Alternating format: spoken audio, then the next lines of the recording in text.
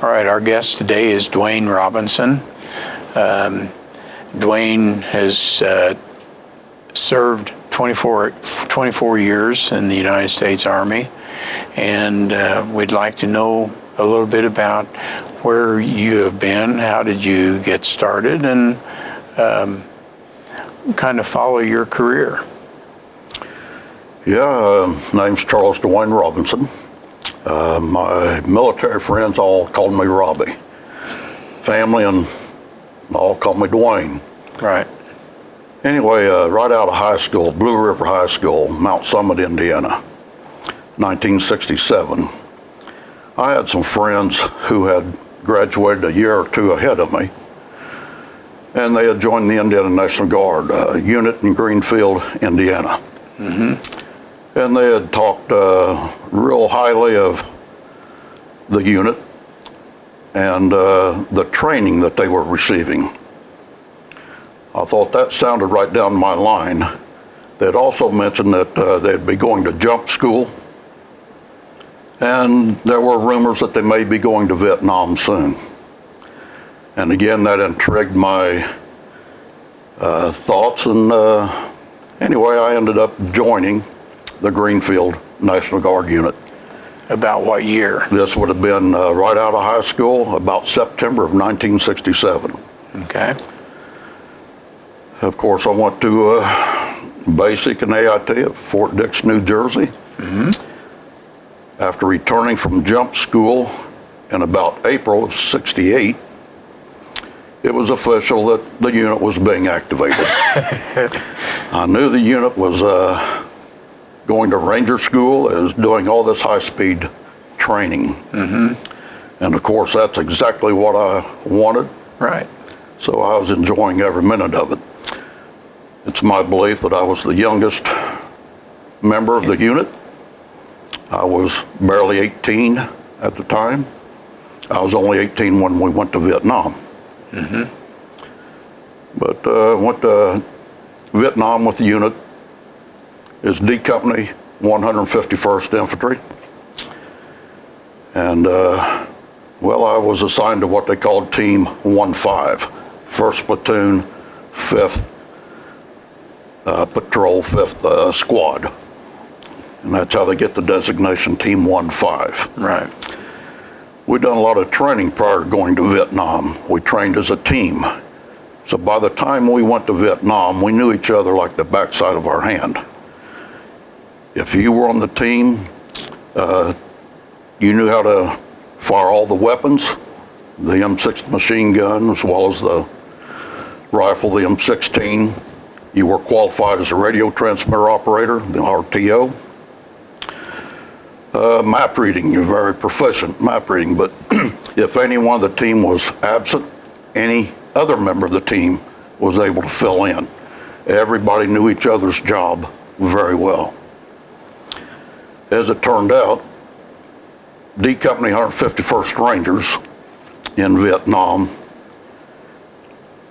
knew their job so well, they were recognized by way higher up at the DA level. And it is our belief that, as it turned out, Delta Company 151st Rangers is the most decorated unit to serve in Vietnam. From that point, well, we returned from Vietnam. I stayed in the National Guard. Most of my buddies all got out. I ended up staying in the active Army, total of 26 years. Total of 26. Total of 26. Of course, everything, as long as it's high speed, it was down my line. I enjoyed it more and more. Where did you go after you came back from Vietnam? What was your next assignments? After Vietnam, came back to Fort Bragg for a very short period. Then I was assigned to the 509th Airborne in Venice, Vicenza, Italy. It was a new unit. They had just come down from Germany.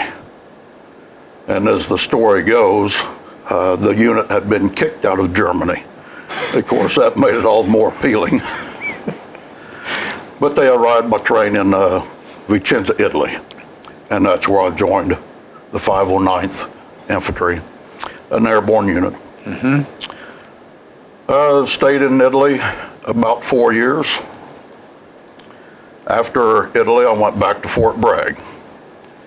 Went to the 5th Special Forces Group. I was recruited and accepted a position to what was called Blue Light. Nobody in the world today probably has ever heard of Blue Light except a very few. Blue Light was like the beginning of Delta Force. So before Delta Force, it was called Blue Light. Blue Light is what I was part of. Part of my career, just before I left Italy, I'll go back a little bit. Just before I left Italy, I was recruited, did not accept, but recruited by Rhodesia, mercenary. And I almost took that. The pay was really great. And They tried to pull you. yes, as a mercenary, a paid position. And they probably also solicited other guys that you were working with. That's correct. That actually went. And I do know one who did. I did not go. I went back to Fort Bragg. And as it turned out, it's probably a good thing I didn't. Rhodesia didn't have very good luck in this battle. No, it was bad. So, but anyway, went to Fort Bragg, went to 5th Special Forces Group. I was recruited again and accepted a position with the Blue Light. We stayed there about a year, and then back to the 5th Group. Stayed at Fort Bragg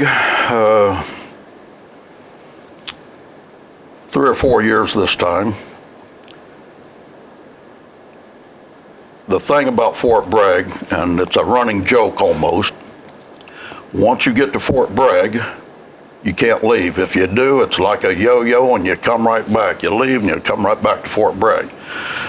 So after, I think it was about 6 years at Bragg, I was trying to find a way out. Anyway, I put in and was accepted, recommended for warrant officer. About the same time, I got my packet back approved, and then I got orders for Alaska. I could go to Alaska to what they called 6327 and the HART team, H-A-R-T, stood for High Altitude Rescue Team.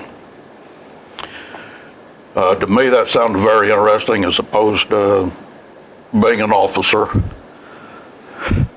Having to eat with the fork in the correct way. I like a mouthful of food, and they frown on that. But anyway, I elected to go to the HART team. So I went to Alaska.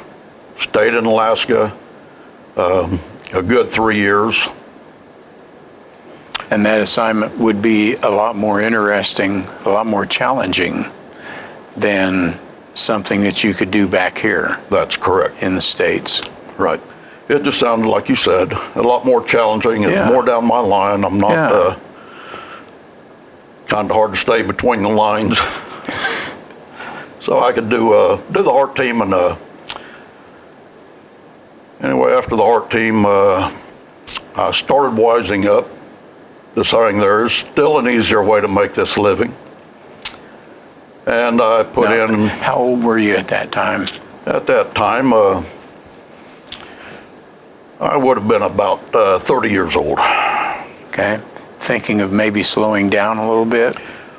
I already had more miles on my body than I did on my car. And it was time to slow down a little bit. Okay. Kind of step out of the fast lane just a little bit. Yeah, Let the younger ones fly on by. I understand that. And, well, I heard about a position that was available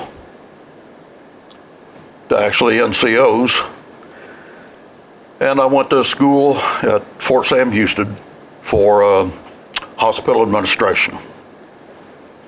I came out honor grad in my class. I was selected to be a hospital administrator at Fort Monmouth, New Jersey, for a 100-bed facility. As a sergeant first class? As a sergeant first class. That's correct. And really enjoyed that job. I had no idea jobs like this actually existed. I ended up staying in that position 8 years until my retirement April 1, 1994. I was selected April 1 for a reason, that if things did not work out correctly, I could blame it onto an April Fool's joke. I really wasn't serious. However, things have been fine since. Good.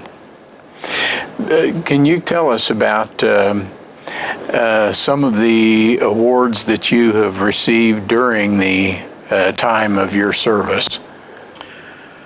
I've received probably a lot more than my fair share of awards. In Vietnam, I received an ARCOM with a V device for valor, several other awards at the time. After Vietnam, I've received 8 or 9 Army Commendation Medals. They are for exemplary service of different types. And those are the main. You haven't been one to just sit on his hands. You've always been involved in any assignment that you've been in. Let's go back to Vietnam. Were there any times when you were in a sticky situation with the enemy, or that you were on patrol and had activity? In Vietnam, in our unit and most units, for every 25 missions, you get an air medal. Right. I think I am one of 2 or 3 that received 2 air medals in the unit. Which meant that you were on a pretty fast turnover. Yes, that's correct. How many days did you plan on when you went out on patrol? How many days did you plan for? Normally it was a 5-day mission. And the way I remember it, when you were given a mission, you go to a briefing. They would tell you about what to expect, approximately where you were headed. I do remember getting an excerpt out of the middle of a topographical map. The topographical map, normally so large with all the headers, told you everything that's on the map. We would receive a portion of that map with all the borders cut off. So your map would end up about a square foot. Right. You may not be told exactly where you were going, but we could look at the aircraft altimeter, airspeed, and direction, and follow our map and pretty well determine where we were, even if it was not on this map. So we often knew that we were somewhere outside of this map on a mission. There are several missions that, very interesting to put it that way. And of course, what you remember now are the fun times you had in the units on the missions. I can say, I believe, one reason I had more than a lot of the teams personally, not just my team. I know I had a few more missions than most others. I had a knack for getting in trouble when I came back out of the field. I always had a lot of steam build up. And for my 2 days back from a mission, somehow I'd try to release it and would tend to get in a little trouble. So I think they felt if they kept me out on a mission, and which I served on different teams periodically to fill in, and I really believe it's to keep me out of the rear area. Well, there may have been others that were in the unit that had a tendency to maybe be a little bit wild when they Sure. were back. And Sure. it was, I can certainly understand the philosophy, send them back to the field where they can actually do some work. Sure. Did you have any humorous times that happened while you were there in Vietnam that you can recall? Oh, I'm sure there were several humorous times. Most of those times would happen back in the hooch. We called it back in our barracks area. Mm-hmm. You know, yeah, there were several individuals, just pure comedians, seemed like. But we always had a great time, letting off steam. As far as good memories, those were great times. Have a lot of pictures of a lot of the buddies, and everybody's having a great time. And there's a few missions that, that come to mind that were quite interesting. Can you tell us about one of your missions that you thought was particularly either hazardous or interesting? Well, I can tell you, I really think due to high intensity training prior to going to Vietnam and perhaps even in Vietnam, I know myself and one other, we'd set up an ambush on a small trail.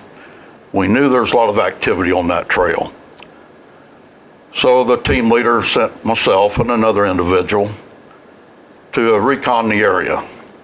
And as I recall, in probably 50 yards, we had found and disarmed 5 or 6 booby traps. Yep. That's really an intense. That's how peaked your senses were. You would take a couple steps and you would feel something not right. Mm-hmm. We'd stop and just slowly look around, maybe just moving your eyeballs. But we had found and disarmed 5 or 6 booby traps that would have wiped us or anybody out. We decided it was too hot of an area, so we retreated back to the team, made our report, and I don't recall what we did from that point. I'm sure we changed our position, trying to find the source of the individuals, the enemy that would have set these traps, and why.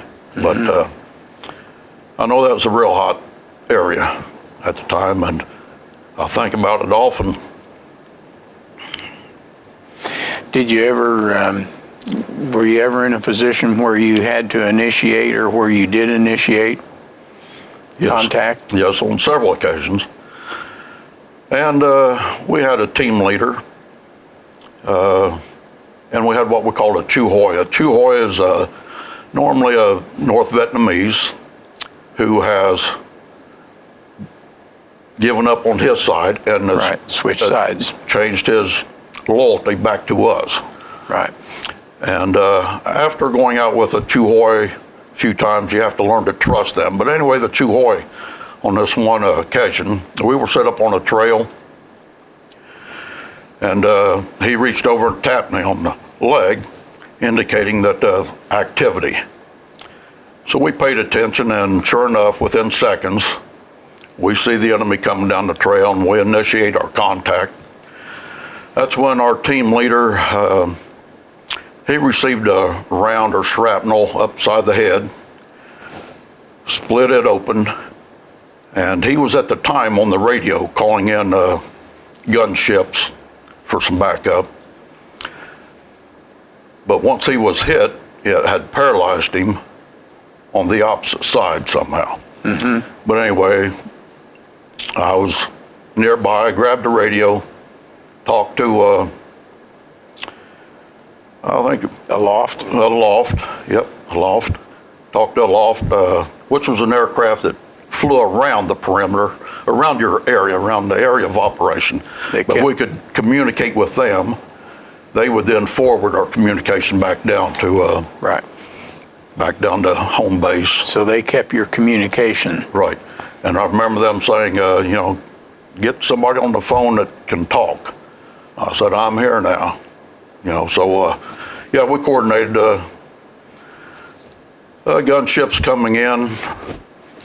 I believe it was a different mission, but we've called in aircraft.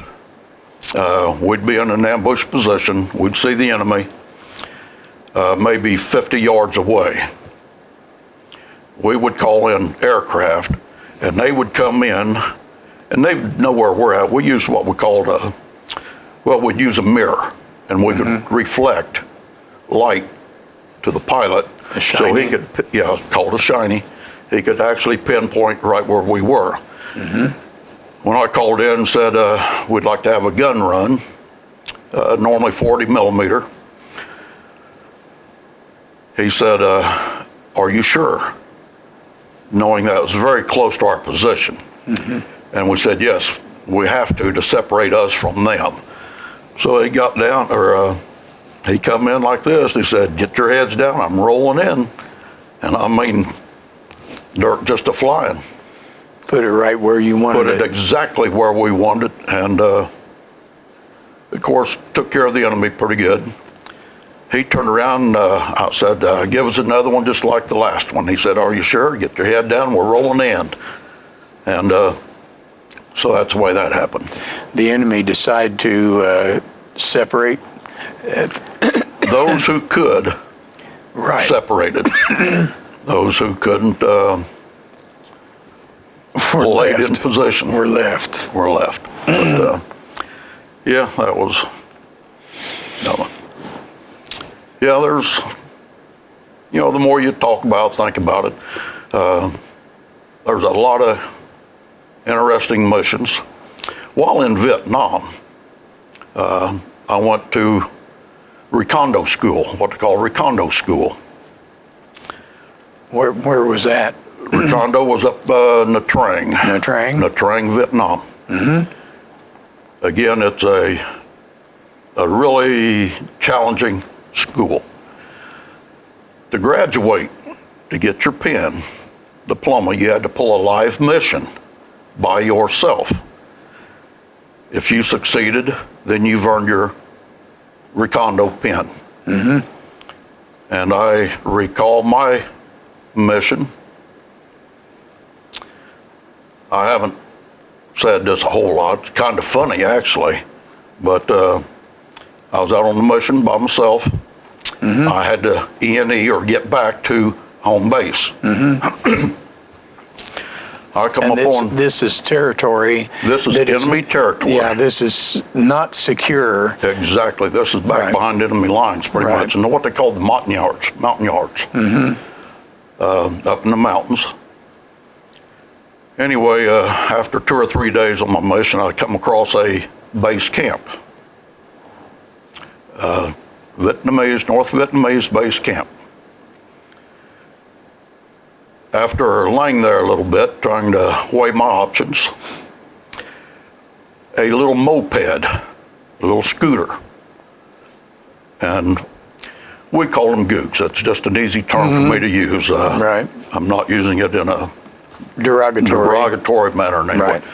But a gook came by, had his weapon over his shoulder, and on his scooter. When he about got to me, I jumped out. I said, dung lie, which means stop, halt. He stopped, and I was all in camouflage. I got on the back of his scooter with him driving. I kept my weapon in his back and used the term Didi Mao to mama. That means go, get out of here. And I told him, and I could speak enough Vietnamese to get by. I told him if he even slowed down that I was going to blow him away. So we went right through the middle of his base camp, me on the back side of this scooter, until I felt we were safely out, and I told him to leave and don't say a word. I get back to the Recondo base camp, kind of early. Is probably a 5-day mission about. Earlier than they had expected. Earlier than they'd expected. And I don't recall if I ever divulged how I'd done that or not, but that's exactly what happened. How far did you ride?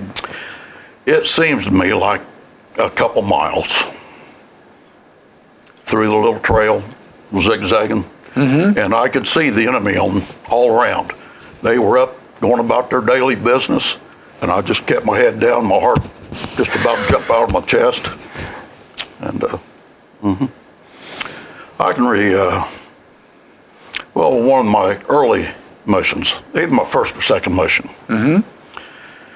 after all this high-speed training, I'm out on my first or second mission. We're laying there in an ambush position, and it's my turn to pay particular attention to the trail while everybody else kind of relaxed a little bit. Right, because you rotated who was on watch. That's correct, yes. We would rotate an hour or two at a time, whatever was convenient. It was my turn to watch. This must have been early morning, about daylight. I see this Vietnamese, the enemy, the gook, walking down the trail carrying a rifle. And my first thoughts were, that's the enemy. That's who I'm supposed to shoot. And even after all the training, I watched him go right by. But you didn't have much of a... Not much time. Not much time, what we would call a killing zone right there. Right. So he went on by, and of course I told the team leader, I just saw one go by. So, we just made note of it, so everybody was alert for a little while, and then nothing happened. Later that evening, my turn again. I'm watching, and here comes this same gook going back the other way. Oh. Yep, going back the other way. And again, I didn't pull my rifle on him. But all night, I chewed myself out. Now, you were supposed to have taken care of that guy. But the act of actually picking it up and doing it is harder than one would think. I told the team leader again, there he went. So our team leader went out to the trail and set what we call toe poppers. These are little landmines. So we thought, okay, if he comes back by, he'll get these toe poppers and we'll take care of that. The next morning, I'm on duty. I see this same gook come by. I jump up and I said, "Dung Lai, Dung Lai," real loud, scared the crap out of him. He threw his weapon straight up in the air and saying, "Chu hoi, chu hoi." Our team leader at the time, he said, keep a guard on him. He goes out and stepped on that toe popper. He went out to get the gook to bring him in as a POW and stepped on that toe popper. It blew his heel off one foot and put several holes the size of a nickel up his inner thigh. Yeah. So that didn't turn out well. But anyway, we called in medevac. We had to take our POW, his gear, all of our gear, to a clearing to get where medevac could come in. And I made this gook carry the team leader's rucksack, which probably weighed 90 pounds, and the gook didn't weigh that much. But made him carry that pack, again with a weapon in his back. And I told him if he even stumbled or tripped, that that'd be the end of it. Anyway, team leader was shipped out, and the rest of us were picked up and hauled back in. So he came back, debriefed? Came back, debriefed, probably through S2. And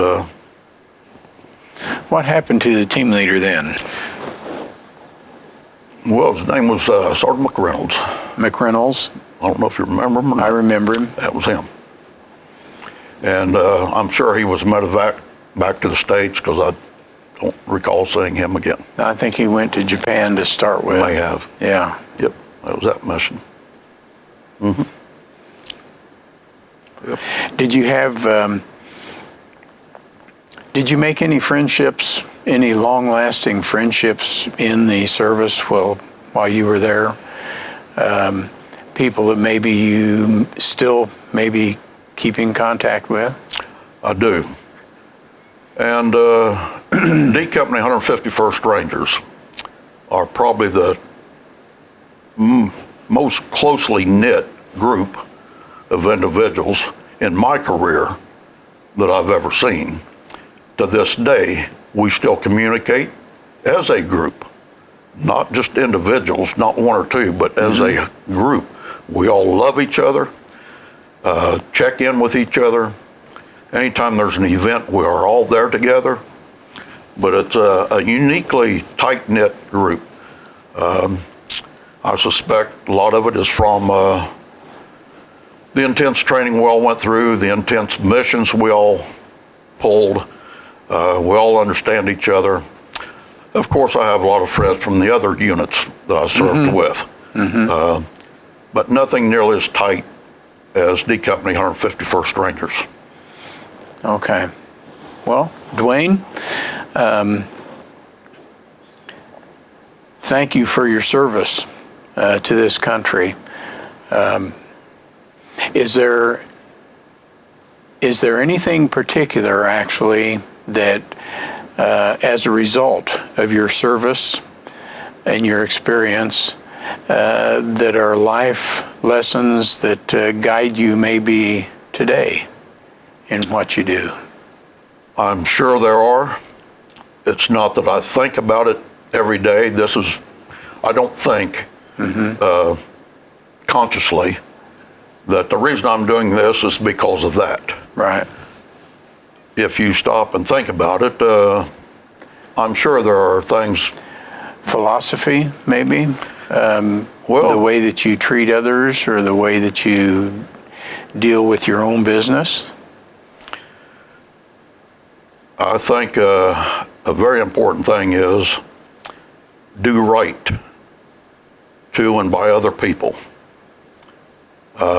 Be truthful. Be upfront. Those to me are treat other people as you would expect to be treated, and don't do it consciously. Let it be a habit to where you do it subconsciously. Well, Duane Robinson, thank you for your service. Thank you for the time coming in and talking with us today. On behalf of Fayette Foundation and TV3, this is Mike Jossett signing off.